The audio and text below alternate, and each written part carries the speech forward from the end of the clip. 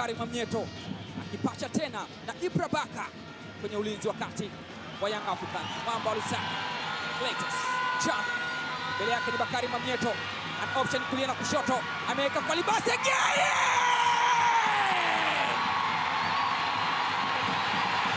Mara ngapi umeshuhudia jua likichomoza wakati bado giza halijaondoka? Lipo jua ambalo linachoma, lakini usihisi maumivu ya kuchomwa na jua hilo.